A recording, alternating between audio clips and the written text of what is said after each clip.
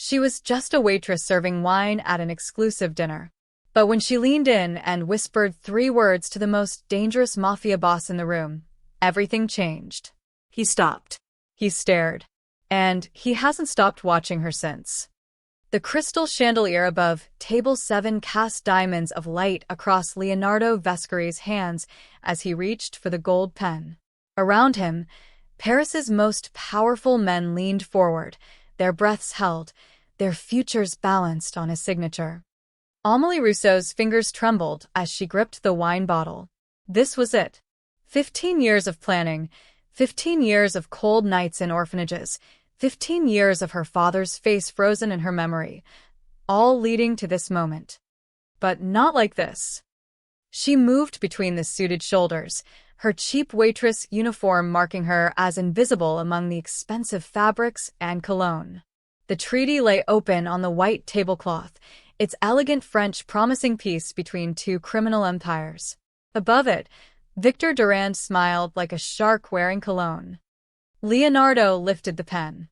Amélie leaned in, pretending to check the wine level in the nearest glass. Her lips barely moved. Don't sign that. Leonardo's hand stopped. His eyes, dark as espresso and twice as sharp, flicked to her face. For one terrible second, time crystallized around them. She could smell his cologne, see the tiny scar above his left eyebrow, feel the weight of his attention like a physical thing. Then her hand jerked. Red wine cascaded across the treaty, flooding the signatures already penned, turning the white paper into a crime scene of its own. Mon Dieu. Victor Durand leaped back, his chair screeching. You clumsy fool. Amélie gasped, playing her part. I'm so sorry. I'm so sorry. The restaurant manager rushed over, his face purple. Other waiters swarmed with napkins. The carefully orchestrated moment shattered into chaos, exactly as she'd planned. But Leonardo didn't move. He sat perfectly still, the gold pen still in his hand, his eyes locked on her face as she dabbed uselessly at the ruined document. She could feel him reading her, peeling back layers she'd spent years building. It's fine, he said quietly, his Italian accent curling around the French words. Accidents happen. The treaty is ruined, Victor's brother Philippe snarled, wine dripping from his cufflinks. We'll need to reschedule. Yes, Leonardo said, still watching Amélie. We will.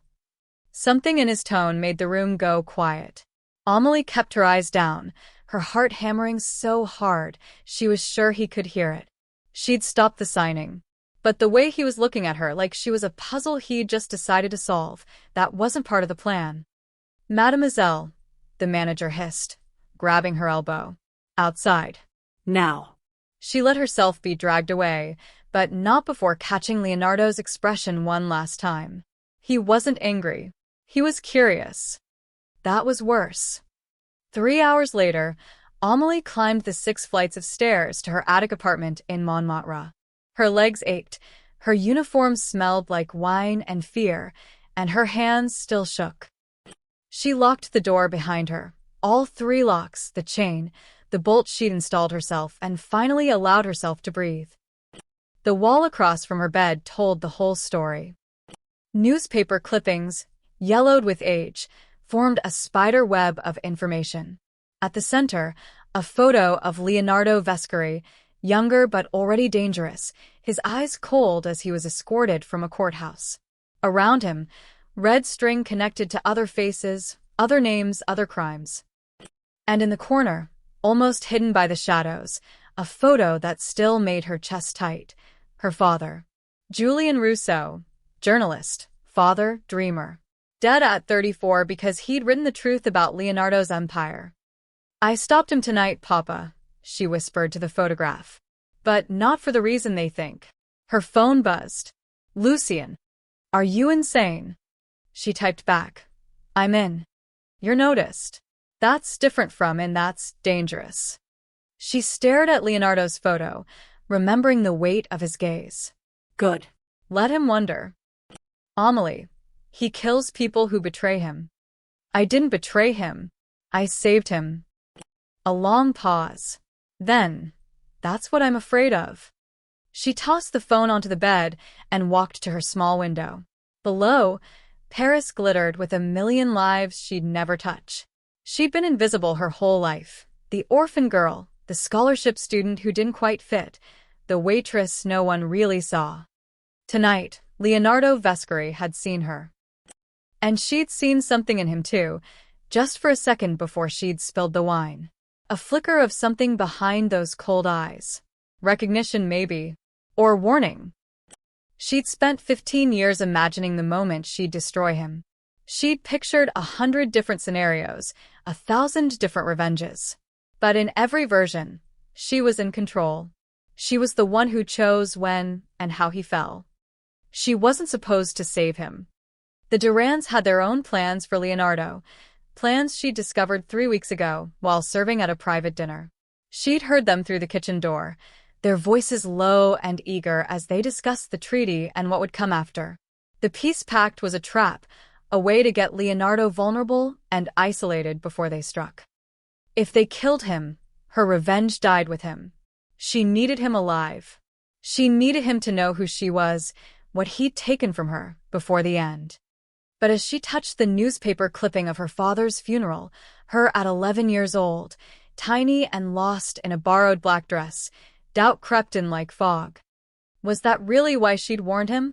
Or had something else moved her hand, some instinct she didn't want to name? Her phone buzzed again. Unknown number. Her breath caught. Tomorrow, 10 a.m. 47 Rue de Seine. Come alone. L.V. Amélie stared at the message until the screen went dark, her reflection ghosting over the words. Leonardo Vescari had just invited her into his world. She should be terrified. She should run.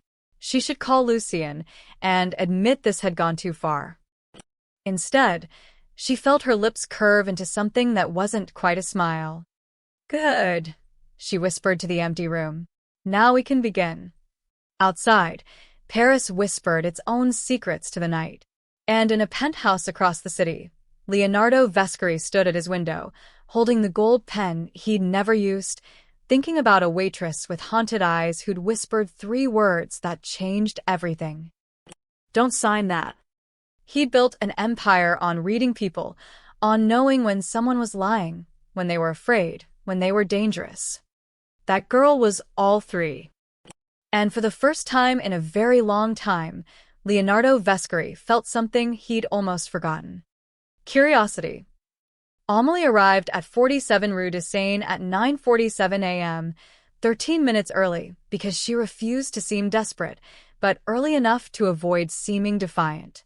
The building was old Paris elegance, the kind that whispered money so old it didn't need to shout. 2 men in dark suits waited at the entrance. Neither smiled. Mademoiselle Rousseau, not a question. This way.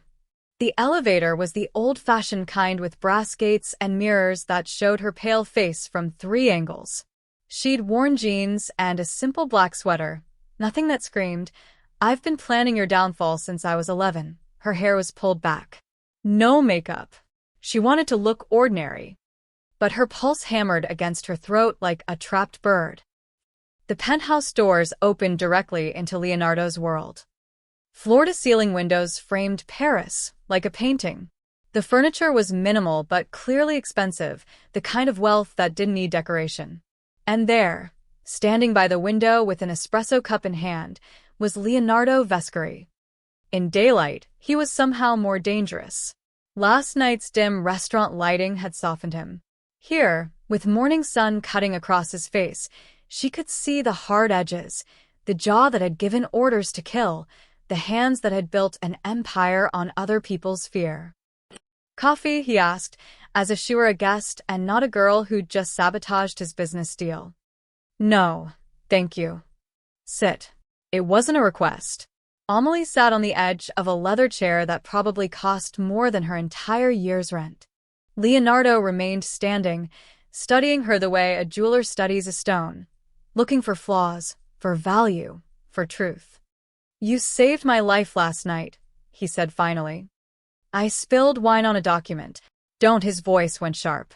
I've spent 20 years reading people. I know the difference between an accident and an act. You warned me, then created chaos to stop the signing. The question is why? Amelie had rehearsed this moment with Lucien a dozen times. Stick to the story. Keep it simple. Make it believable. I overheard them, she said, meeting his eyes. 2 weeks ago, Victor Durand's brother Philippe came to the restaurant with his lawyer. They didn't notice me clearing the table behind them. Philippe said once you signed, you'd be, she paused, adding a tremor to her voice, easier to eliminate. Something about a trap at the second meeting. Leonardo's expression didn't change, but something flickered behind his eyes. Calculation. Why tell me? I'm a stranger. A criminal if you believe the newspapers. What do you gain from keeping me alive? This was the moment. The lie that would seal everything or destroy it. My father was a journalist, she said quietly, and it was the first true thing she'd told him. He investigated people like the Durands. 5 years ago, he was going to publish something about their money laundering. They killed him. Made it look like a car accident. Leonardo set down his espresso cup with deliberate care. I'm sorry. Are you? The words came out sharper than she'd planned. Sorry that men like you and them exist? Sorry that girls like me grow up without fathers because someone's profit margin was threatened. Yes, he said it simply, without defense. I am. The answer caught her off guard. She'd expected denial, or worse, amusement. Not this quiet admission that sounded almost like truth. You still haven't answered my question, Leonardo continued. Why warn me specifically? Amelie looked down at her hands, playing the part of a girl gathering courage. Because I heard them mention my father's name. They laughed about it, about how easy it was. And I thought, she looked up, forcing tears she didn't have to fake. I thought if I could stop them from doing it to someone else, even someone like you, maybe it would mean something. Maybe he didn't die for nothing. Silence filled the penthouse. Outside, Paris moved on, indifferent to the lies being told in expensive rooms. Leonardo walked to his desk and pulled out a folder. The Durands have been planning this for 6 months. Your warning bought me time to verify what you said. My people found the trap. Explosives planted in a car outside where the second signing was supposed to happen. He slid a photograph across the desk. Amelie looked at it, her stomach twisting. She'd known about the trap, but seeing the actual evidence, wires, timers, enough explosive to level a building, made it real in a way that changed something in her chest. You saved 12 lives last night, Leonardo said quietly. Mine and 11 others who would have been in that car. She hadn't thought about that. In her calculations, in her planning, she'd only seen Leonardo. She hadn't counted the drivers, the bodyguards, the other people in his orbit who were just trying to survive. I have a proposition, Leonardo continued, his tone shifting to business. The Durands will try again. They're too invested to stop now. I need someone inside their world. Someone they don't suspect. Someone invisible. A waitress, Amelie said slowly. An informant. I'll pay you well. And when this is over, I'll help you find proof about what happened to your father. Real proof. The kind that puts people in prison. It was perfect. Too perfect. He was handing her exactly what she wanted. Access to his world, his trust, his secrets. So, why did it feel like she was the one being trapped? Okay, she whispered. I'll do it. Leonardo smiled then, just slightly. Good. Because, Mademoiselle Rousseau, you and I are going to destroy the Durand family together. As Amelie left the penthouse an hour later with a new phone, a bank account number, and instructions for their next meeting, she felt the weight of what she'd just done. She'd walked into the lion's den. And the lion had just offered to teach her how to hunt. The dress Leonardo sent cost more than Amelie had earned in her entire life. Midnight blue silk that moved like water, with a neckline that suggested elegance rather than seduction. When she looked in the mirror, she barely recognized herself. You look like one of them now, Lucien said through the phone, his voice tight with worry. That's dangerous, Amelie. You start looking like them, you start thinking like them. It's just a dress. It's never just a dress. Not in that world. But standing in the lobby of Monaco's Grand Casino, watching Leonardo descend the marble staircase in a black tuxedo that made him look like danger wrapped in silk. Amelie understood what Lucien meant. This wasn't her world. These people wore wealth like armor, smiled with teeth that cost fortunes, and spoke in the language of power she'd never learned. "You clean up well," Leonardo said, offering his arm. There was amusement in his eyes, but also something else, approval, maybe, or assessment. "So do murderers, apparently." His smile thinned. "Careful, Mademoiselle Rousseau. People are watching." And they were. Heads turned as they entered the ballroom. Whispers followed like perfume. The poor waitress on the arm of Leonardo Vescari. It was a story Monaco's elite would dissect for weeks. The Durand family occupied the center table like royalty. Victor saw them and his smile froze, a crack appearing in his polished facade. Philippe's hand tightened around his champagne glass. "They weren't expecting you to bring a guest," Amelie murmured. "They weren't expecting me at all. I declined the invitation yesterday." Leonardo's voice was casual, but his eyes were sharp. "Then I reconsidered. Wanted to see their faces when the dead man walked in." The evening unfolded like a chess game played with champagne and small talk. Leonardo moved through the crowd with predatory grace, shaking hands, making jokes, all while Amelie watched the Durands from the corner of her eye. Philippe kept disappearing to make phone calls. Victor's lawyer looked increasingly nervous, and Victor himself watched Leonardo with the expression of a man whose careful plans were unraveling. During dinner, Leonardo leaned close enough that she could smell his cologne, something expensive and subtle. "They're planning something tonight. See how Philippe keeps checking his watch." Amelie had noticed. "What do we do?" "We enjoy dessert. Then we step outside for air, and we see what rats do when the lights come on." The terrace overlooked the Mediterranean, dark water meeting darker sky. Fireworks were scheduled for midnight, a charity gala tradition. Leonardo guided her to a quiet corner where the music from inside became a distant hum. "You're different than I expected," he said suddenly. "You expected scared? I expected simple. A girl who overheard something and did the right thing." He turned to face her fully. "But you're not simple at all, are you? You watch people the way I do. Calculate. Plan." Amelie's heart stumbled. "I don't know what you mean." "Your file says you've been at La Belle Époque for 3 weeks. Before that, you worked at 5 different restaurants in 2 years. Always high-end establishments. Always places where important people meet." He stepped closer. "That's not coincidence. That's pattern." She'd been careful. So careful, but not careful enough. "My father taught me that information is currency," she said, threading truth into her lies. "Important people talk around staff. They forget we have ears. I learned to listen." "And what have you heard about me?" "Everything. Your favorite wine. Your daily routine. The names of everyone you've killed. That you're dangerous. That you keep your word. That you loved someone once and they died, and you've never forgiven yourself." Leonardo's expression shuddered. "Who told you that?" "No one told me. I see it. The way you are with people, close enough to control them, far enough to not care if they leave. That's not power. That's protection." The first firework exploded overhead, painting them both in gold light. In that moment, something shifted between them, something neither had planned for. "You're too smart for your own good," Leonardo said quietly. "So are you. That's why you're still alive." He laughed then, a real sound that seemed to surprise him. "Fair enough." But the moment shattered when Leonardo's phone buzzed. His expression went cold as he read the message. "They've moved up their timeline. There's a car bomb in the parking garage set to detonate in 8 minutes." He grabbed her hand. "We need to evacuate. Now."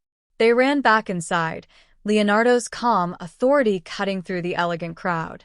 He spoke quietly to his security team, who began discreetly moving people toward the exits. But Amelie saw what he didn't: Philippe Durand, slipping away toward the back corridor. Toward the secondary exit. Toward escape. She made a choice in that split second. Maybe the wrong one. "The fire alarm," she said. "Pull it. Mass panic gets everyone out faster." Leonardo looked at her, understanding dawning.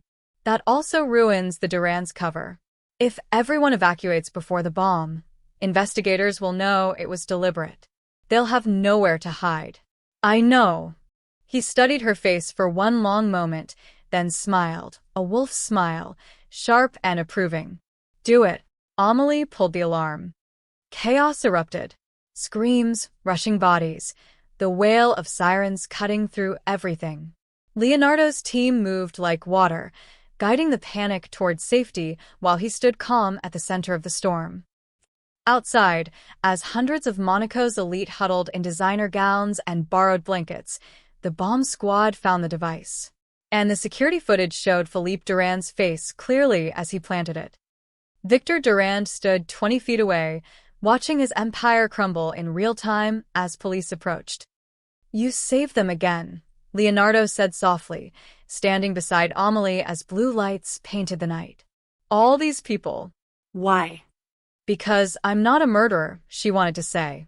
Because somewhere between hating you and watching you laugh at my joke, I forgot that revenge was supposed to be simple. Because it was the right thing to do, she said instead. Leonardo looked at her then with an expression she couldn't read, something between admiration and suspicion, between gratitude and fear. That, he said quietly, is what worries me most about you. Leonardo's villa outside Rome was nothing like his Paris penthouse. Here, ancient stone walls held secrets and olive trees whispered in a language older than crime. Amelie had expected gilded cages and armed guards. Instead, she found quiet rooms filled with books and a kitchen that smelled like basil. You cook? She asked, watching him dice tomatoes with the precision of a surgeon. My grandmother taught me. She said a man who can't feed himself is a man who can't survive alone. He glanced up. You look surprised. I am. Mafia bosses aren't supposed to make pasta. Mafia boss, he smiled without humor. Is that what you think I am? Isn't it what you are? Leonardo set down the knife. Come. I want to show you something. He led her through the villa to a study lined with photographs. But these weren't the cold business portraits she'd expected. These were family, a woman with kind eyes, a young boy with too serious expression, an old man laughing over wine. My father, Leonardo said, pointing to the old man. He ran a restaurant in Naples. The Camorra demanded protection money. When he refused, they burned it down with him inside. I was 12-inch. Amelie's throat tightened. She hadn't known this. In 15 years of research, she'd never found this story. My mother died 6 months later. Grief, the doctors said. But I knew better. They killed her too, just more slowly. He touched another photograph, the young boy. That's when I learned that in this world, you're either the one who takes or the one who loses everything. So you became what you hated. I became what I needed to be to survive. He turned to face her. And then I became something worse. I told myself every terrible thing I did was justice for my father. But justice and revenge, they look the same until you're drowning in both.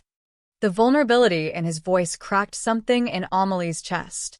This wasn't the story she'd built in her head. The monster she'd spent years hating suddenly had a face that looked too much like her own. Why are you telling me this? She whispered. Because you remind me of that boy in the photograph. Angry. Determined. Convinced that revenge will fill the hole where love used to be, he stepped closer. And I need you to know it won't. It will just make the hole bigger until there's nothing left but rage. Amelie wanted to look away, but couldn't. You don't know me, don't I? You're here because someone took something from you. You want them to hurt the way you hurt. And you think proximity to violence will satisfy that hunger. His voice dropped. But I see your hands shake when you think I'm not looking. I see you flinch when my men talk about the old days. You're not built for this world, Amelie. You're too good for it. You don't know what I'm built for, she said, but her voice cracked. Leonardo reached past her and pulled out a leather folder from his desk drawer. There's something else. Something I should have told you earlier. He opened it, revealing a name typed across the top. Rousseau, Julian. Amelie's vision blurred. What is this? 15 years ago, A journalist started investigating money laundering in Paris. My people warned him to stop. He didn't. Leonardo's voice was carefully neutral. He was getting too close to something, not my operations, but something bigger. A network that stretched into government, into banking. People more powerful than me wanted him silenced. Did you kill him? The words tasted like ash. No. But I knew who did. And he stopped, jaw tight. I didn't stop them.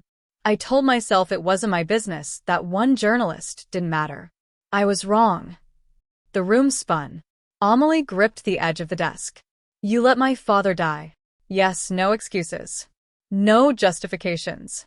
Just that terrible, simple truth. She should hate him more now. Should want to destroy him even more completely.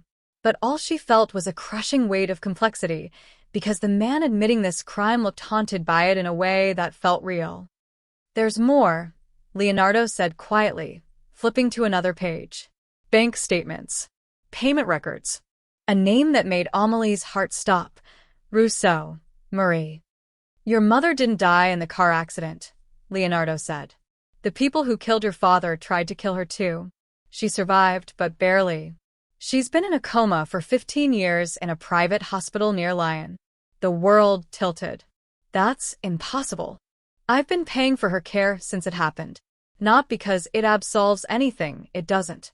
But because I can't bring back your father, and I couldn't let her die too.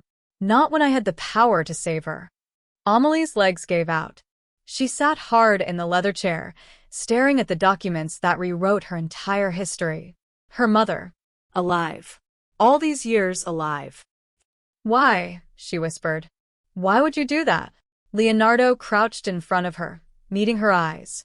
Because guilt is a weight that never gets lighter. And because maybe, in some small way, keeping one person alive could balance the scales for letting another die, he paused. I'm not asking for forgiveness. I'm just giving you truth. Amelie looked at him. This complicated, terrible, human man who destroyed her life and secretly held pieces of it together. She thought of her wall in Paris, covered in newspaper clippings and red string, a shrine to simple hatred. Nothing was simple anymore. I need to see her, Amelie said finally. My mother. I need to see her. I'll arrange it. Leonardo stood, his expression unreadable. But Amelie, when you come back, if you come back, you need to decide who you really are. Because right now, you're standing at a crossroads, and both paths lead to places you can't come back from. As she left the villa that evening, the Roman sunset painting everything gold and crimson, Amelie realized the truth. She'd come here to destroy Leonardo Vescari. Instead, he was destroying every certainty she'd ever built. And she had no idea who she'd be when the dust settled. The Clinique St. Catherine sat on a hillside overlooking Lyon, white and pristine as a secret. Amelie stood outside for 20 minutes before her legs would move. Inside, the nurse, Marguerite, her name tag read, smiled with practiced gentleness. You're Marie's daughter. Monsieur Vescari said you'd come. How long have you known? Amelie's voice sounded distant to her own ears. I've been her primary nurse for 8 years. He visits twice a year. Never stays long. Just sits with her. Reads to her sometimes. Marguerite's expression softened. He's a complicated man, I think. That's one word for it. Her mother's room faced east, morning light streaming through sheer curtains. And there, in a bed surrounded by machines that beeped quietly, lay Marie Rousseau. She looked smaller than Amelie remembered. Older, yes, but also fragile in a way that 15-year-old memories hadn't captured. Her dark hair, now threaded with silver, was brushed carefully. Someone had put lavender lotion on her hands. We talked to her, Marguerite said softly. Play music. The doctors say coma patients can sometimes hear. Whether that's true or not, it feels wrong to let her be alone. Amelie moved closer on legs that felt borrowed. She touched her mother's hand, warm, real, alive. Maman, she whispered. It's me. It's Amelie. No response. Just the steady beep of monitors and the whisper of machines breathing for someone who couldn't. Amelie sank into the chair beside the bed, and something inside her broke open. All the years of anger, all the carefully constructed rage, all the nights spent plotting revenge, they crashed into this moment. Her mother was alive, had been alive, while Amelie had been alone in orphanages, while she'd learned to hate, while she'd planned murder. Her mother had been here, suspended in silence. "I didn't know," Amelie said, tears streaming down her face. "I thought you died with Papa. They told me you both died. I thought I was alone." She stayed for hours, told her mother everything: the orphanages, the schools, the waitress jobs. She didn't mention Leonardo or revenge or the complicated knot her life had become. Some truths were too heavy to speak aloud. When Marguerite came back, she carried a file. "Monsieur Vescari left instructions. If you came, I was to give you this." Inside were medical records, payment receipts going back 15 years, and a letter in Leonardo's precise handwriting. "Amelie, by now you know the truth about your mother. You probably have questions about why I never told you she was alive before now. The answer is simple and terrible. I didn't know you existed until you whispered to me in that restaurant. I had my people search for Julien Rousseau's family after his death, but records showed his wife died in the same accident and there was no mention of a child. Someone buried that information deliberately, probably the same people who wanted your parents erased. When you appeared in my life, I had you investigated. That's when I discovered Marie was here, and that you were the daughter I'd never known about. The girl who grew up thinking she was orphaned because of crimes I could have prevented. I've kept your mother alive because it was the only decent thing I could do in a life of indecent choices. But I want you to understand something. This doesn't make us even. Nothing can balance what was taken from you. I'm not looking for forgiveness. I'm just trying to give you back one piece of what you lost. The hospital is paid for through a trust that will continue regardless of what happens to me. Your mother will be cared for. That's not conditional on your loyalty, your silence, or your forgiveness. Choose whatever path you need to choose." Amelie read it 3 times, each word rearranging something fundamental in her understanding of the world. "Did he really visit her?" she asked Marguerite. "Like clockwork. Every April and October. He'd sit right where you are and read her the newspaper. Once, I heard him apologize. Just once, but..." Marguerite paused. It sounded like it cost him something to say it. That night, back in her hotel room, Amelie called Lucien. "I found her," she said. "My mother. She's alive." Silence. Then, what? She told him everything. The hospital, the payments, Leonardo's letter. When she finished, Lucien was quiet for a long time. "Amelie," he said finally, his voice careful. "This changes things." "I know. Does it change your plan?" She looked out at Lyon's lights, thinking about her mother's face, about Leonardo's letter, about the crossroads he'd mentioned. "I don't know what my plan is anymore. He's manipulating you. You understand that, right? The money, the care, the confession, it's all designed to make you conflicted. Maybe. Or maybe people are more complicated than we want them to be. The man who let your father die doesn't get to be complicated. He doesn't get your sympathy. He's not asking for it." Amelie closed her eyes. "That's what makes this hard, Lucien. If he wanted forgiveness, I could hate him for the audacity. But he's not asking for anything. He's just existing with his guilt. And you're falling for it." "I'm not falling for anything. I'm just..." She stopped because she didn't know how to finish that sentence. "I need to think. Think fast. Because whatever you're feeling, don't forget. Complicated or not, guilty or not, he's still the reason you grew up without parents. That doesn't change." After they hung up, Amelie sat in the darkness, torn between 2 truths. Leonardo Vescari had destroyed her life. Leonardo Vescari had saved her mother. Both were real. Both mattered. And she had no idea which one should matter more. Her phone buzzed. A message from Leonardo. "How is she?" Amelie stared at those 3 words for a long time before responding. "Alive. Because of you." His reply came immediately. "And your father is dead." Also because of me. Don't forget which debt is larger. She set the phone down, something aching in her chest. He was right. The debt was larger. The loss was greater. But standing at her mother's bedside, watching her breathe, Amelie had felt something she hadn't felt in 15 years. Hope. And she hated Leonardo Vescari for giving her that almost as much as she hated him for everything else. Paris welcomed Amelie back with rain. 3 weeks had passed since Lyon. 3 weeks of visiting her mother daily. 3 weeks of Leonardo keeping his distance while she sorted through the wreckage of her beliefs. But tonight, the waiting ended. The Louvre Palace glittered with 1,000 masks and twice as many lies. The diplomatic masquerade ball was the social event of the season. Politicians, business magnates, and carefully laundered criminals dancing together under crystal chandeliers. And somewhere in that crowd, the remaining Durand allies were planning their final move. "You look troubled," Leonardo said, appearing at her elbow. He wore a simple black mask that somehow made him more dangerous, not less. Amelie's mask was silver, delicate as spider silk. Beneath it, her expression was anything but delicate. "I am troubled. This whole thing feels wrong." Elaborate. "The Durands are finished. Victor and Philippe are awaiting trial. Their associates have scattered. So, why this?" She gestured at the ballroom. "Why would you agree to this public reconciliation with their remaining family members?" "Because wars need endings.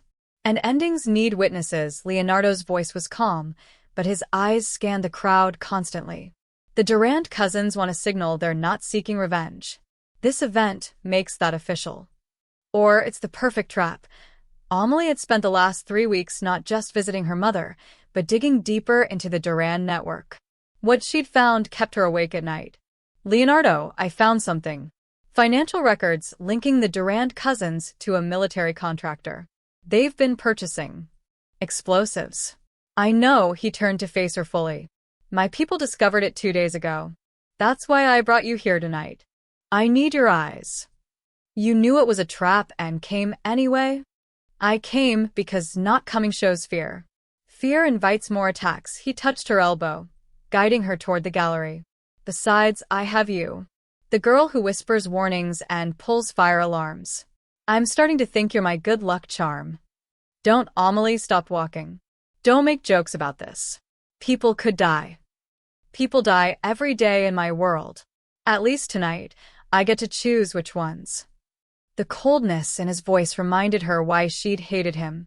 This man wasn't some tragic figure seeking redemption. He was a predator who occasionally felt guilty about his prey. But then his mask slipped, just for a second. "I've evacuated everyone I care about. My people, my associates, they're all at safe distances. The only ones here are those who chose to be. And me. You chose to come too." Had she? Amelie wasn't sure anymore where her choices ended and his influence began. They walked through the gallery, past paintings worth fortunes and people worth less. Amelie's instincts screamed warnings she couldn't quite name. Something was off. The waiters moved wrong. The security was positioned strangely. And near the east entrance, a man in a red mask kept checking his watch. "There," she whispered. "Red mask. He's marking time." Leonardo followed her gaze. "Good eye. That's Thomas Durand, the youngest cousin." He pulled out his phone, typed quickly. "My people will handle." The lights went out.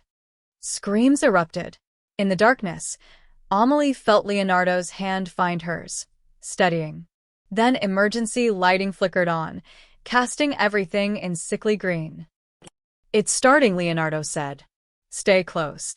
But Amelie's mind was racing ahead. The lights, the panic, the confusion, it was too familiar. This was Monaco again, but refined, improved. They'd learned from their failure. "It's not a bomb," she said suddenly. "That's what you're expecting, so that's not what they'll do." "Then what?" She thought of the waiters, the strange positions, the way Thomas had been near the exit. An assassination. Low-tech, personal. They're going to shoot you in the chaos and escape in the evacuation. Leonardo's jaw tightened. Where? Amelie closed her eyes, visualizing the room's layout. The North Gallery. It's the only exit that leads directly to the street. After they shoot, they'll trigger a fire alarm to force everyone that direction. You'll be trampled in the panic, and they'll disappear.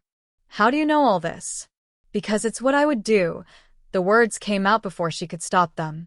If I wanted you dead and I'd failed twice before, I'd make it look like an accident. Chaos. Confusion. No bomb to defuse, no device to trace. Just a body in a crowd. Leonardo stared at her, something shifting in his expression. Who are you really, Amélie Rousseau? Before she could answer, gunshots cracked through the gallery. People screamed. Bodies hit the floor, some diving for cover, others falling for real. Amélie's training, years of watching, planning, learning to think like a killer, kicked in. This way. She pulled Leonardo away from the crowd, toward the service corridors she'd memorized when she'd first planned to work here months ago. Her original plan before everything got complicated. They ran through halls lined with priceless art, the sounds of chaos fading behind them. Leonardo's security team materialized from nowhere, surrounding them. West exit is clear, one of them reported. But Amélie shook her head. Don't trust it. They'll have someone there too. The loading docks, Leonardo said. There's a tunnel. They moved as one, security forming a tight circle. Behind them, Amélie heard more shots, more screams. Her hand shook, not from fear, but from the terrible knowledge that she'd predicted this. That she understood these people, because she was one of them. The fire alarm, she said as they reached the docks. Someone needs to pull it, or people will keep searching for exits. They need to evacuate now. Leonardo looked at her. That exposes us. They'll know we're not in the main crowd. I know, Amélie met his eyes. But it saves everyone else. For a long moment he just watched her. Then he nodded to one of his men. Do it. The alarm shrieked through the Louvre. Above them, they heard the thunder of hundreds evacuating. And somewhere in that crowd, the Durand assassins lost their target and their opportunity. In the tunnel, Leonardo finally spoke. You saved me. Again. Don't thank me yet, Amélie's voice was hollow. Because I need to tell you something. I need to tell you why I really know how they think. Amélie. I came to Paris to kill you, the words tumbled out, stark and true. Not save you. Not work for you. Kill you. I've been planning it for 15 years. That first night at the restaurant. I was there because I knew you'd be there. Everything I've done was calculated to get close to you. Leonardo stopped walking. His security team exchanged glances. I know, he said quietly. Amélie's world tilted. What? I've known since Monaco. The way you think, the way you plan. Nobody who isn't hunting develops those skills. He turned to face her fully. I've been waiting for you to either try or confess. I wasn't sure which you'd choose. And now you've saved my life 3 times. He stepped closer. So I have a question, Amélie Rousseau. If you came here to kill me, why do you keep saving me instead? She had no answer. Or rather, she had too many, and none of them made sense anymore. Leonardo's safe house was a converted loft in Le Marais, all exposed brick and steel beams. His security team swept the building twice before leaving them alone. The silence that followed felt heavier than words. Say something, Amélie finally whispered.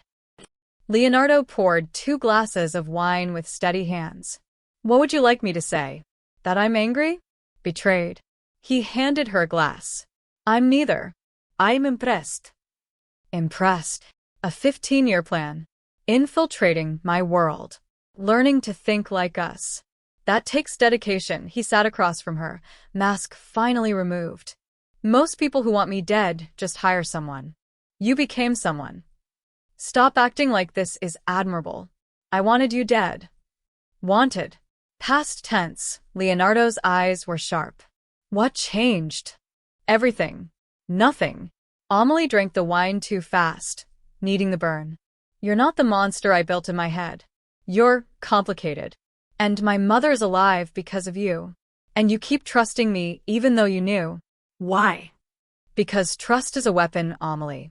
Give someone enough of it, and they'll either honor it or reveal exactly who they are. He leaned forward. You've revealed yourself. 3 times now, you chose to save lives instead of taking one. That tells me more about who you are than 15 years of planning ever could. You don't know me. I know you better than you think. I know you visit your mother every Tuesday and Thursday. I know you haven't touched the money I put in your account. I know you still have that wall in your apartment covered with my crimes. He smiled without humor. I know you're terrified that you're becoming like me. Amelie's glass shook. I'm nothing like you. Aren't you? We both lost everything. We both learned to plan, to watch, to wait. We both convinced ourselves that revenge would heal what was broken. He set down his glass. The only difference is I followed through. And it destroyed me. I'm trying to save you from the same fate. You don't get to save me. You're the reason I need saving. Fair enough. Leonardo stood, walked to the window overlooking Paris. Here's what's going to happen. The Duran network is finished. Tonight proved that. Their assassination attempt failed, and my people have already rounded up their remaining associates. By morning, this will be over. And me? That's your choice. He turned to face her. You can walk away. I'll ensure your mother's care continues. The money is yours. You can build the life you should have had before my world touched yours. Or you stay. Not as an informant or a spy. As someone I trust. Someone who sees the complications and chooses to navigate them anyway. His voice softened. I'm not asking for forgiveness, Amelie. I'm asking for a future that looks different than our past. The offer hung between them like a suspended blade. Amelie thought of her father, dead 15 years. She thought of her mother, breathing in lion. She thought of the girl she'd been, angry, certain, clear about right and wrong. That girl was gone. In her place stood someone who'd learned that people were more than their worst choices, that guilt could coexist with cruelty, that the man who destroyed her life had also saved part of it. I don't know if I can, she said honestly. That's not a no. It's not a yes either. Amelie stood, needing movement. You want me to just forget? Forgive. I want you to choose who you become next. Because holding on to hatred, Leonardo's voice cracked slightly. It will eat you alive from the inside. I know. I've lived it. Amelie's phone buzzed. Lucien, are you okay? News says there was shooting at the Louvre. She typed back, I'm fine. We need to talk. Did you do it? The question sat there, 3 words that meant everything. Did you kill him? No, she typed. I saved him. Again. Then we have nothing to talk about. The message felt like losing something else. Lucien had been her anchor, her reminder of purpose. Now even that was slipping away. Your friend? Leonardo asked. Former friend, I think. Amelie pocketed her phone. He thinks I've betrayed everything. Have you? I don't know anymore. She looked at Leonardo. Really looked at him. Past the expensive clothes and dangerous reputation. She saw exhaustion in the lines around his eyes. Regret in the set of his shoulders. The weight of decades of choices he couldn't undo. Can I ask you something? Anything.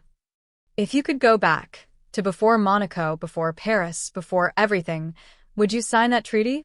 Would you choose the peace? Leonardo was quiet for a long moment. I don't know. The treaty was a trap, but what I'm building instead is lonelier. Safer, maybe. But lonelier. He met her eyes. Some choices don't have right answers. They just have consequences. Amelie understood that now in a way she hadn't before. Her phone rang. The hospital.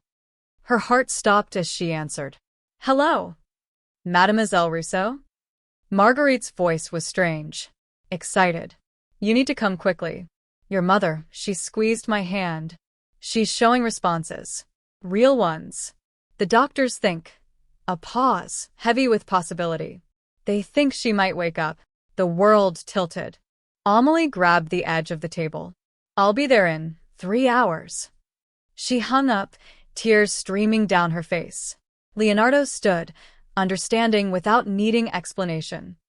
Go, he said simply. I'll have my plane ready in 20 minutes. Leonardo. Go to your mother, Amelie. Everything else can wait. But as she rushed toward the door, he called after her. For what it's worth, I hope she wakes up. And I hope when she does, you tell her about the daughter who saved lives instead of taking them. That's a story worth being proud of. Amelie paused at the threshold, caught between past and future, between hatred and something she didn't have words for yet. Thank you, she said, and meant it. Then she ran toward Lion, toward her mother, toward the life she thought she'd lost forever. Behind her, Leonardo stood alone in the safe house, holding a glass of wine and wondering if redemption was possible for men like him. The answer, he suspected, was walking out his door. And for the first time in 20 years, that felt like enough. 6 weeks later, Amelie sat beside her mother's hospital bed, reading aloud from a worn paperback. Marie Rousseau's eyes were open now, truly open, following the words, sometimes forming them silently along with her daughter. You're getting stronger every day, Amelie said, squeezing her mother's hand. The squeeze that came back was firm, purposeful. Real. Marie's voice was still whisper-thin, damaged by years of disuse.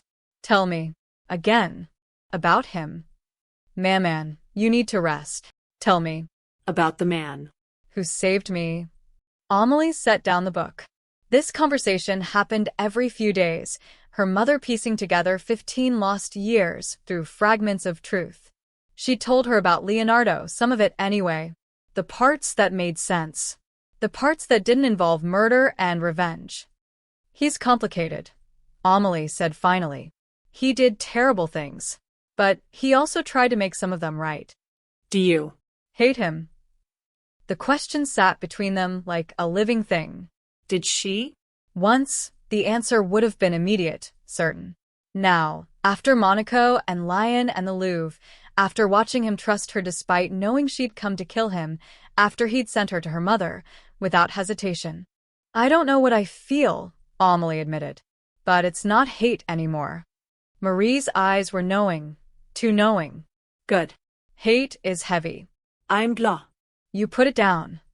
That afternoon, Marguerite found Amelie in the hospital cafeteria, staring at cold coffee. A courier came for you, she handed over a thick envelope. No return address, but I recognized the handwriting from the payment forms. Leonardo. Amelie's hands trembled as she opened it. Inside, several documents fell out. Legal papers transferring the medical trust entirely into her name, a bank book showing an account with enough money to care for her mother for the rest of her life, and a handwritten letter on expensive paper. Amelie, by the time you read this, I'll be gone. Not dead. Don't worry, no one has managed that yet, just gone. Europe has too many ghosts for me. Too many mistakes I can't undo. I'm starting over somewhere else. Somewhere without history. The enclosed documents transfer everything related to your mother's care into your control. No strings. No conditions. No contact required. This was always hers, I was just holding it in trust until you could take over. I've also included something else, a full written confession of my involvement in your father's death. Names, dates, everything. It's notarized and legally binding. If you want justice, the real kind, the legal kind, this will give it to you. I won't fight extradition. I won't hire lawyers to make it disappear. If you choose to use it, I'll accept the consequences. But I want you to know, whatever you choose, you're not responsible for my redemption. You're not responsible for my guilt. You're only responsible for your own life and the person you choose to become. You stopped me from signing that treaty. You stopped me from dying 3 times. But most importantly, you stopped me from forgetting that there are still people in this world worth protecting, worth being better for. Your mother is lucky to have you. Your father would be proud of the woman you've become. Not the one who planned revenge, but the one who chose mercy even when it cost her everything. I'm not asking for forgiveness. I'm not asking you to forget. I'm just saying thank you. For the warnings. For the truth. for reminding me that sometimes the best thing a dangerous man can do is walk away. Live well. Amélie Rousseau.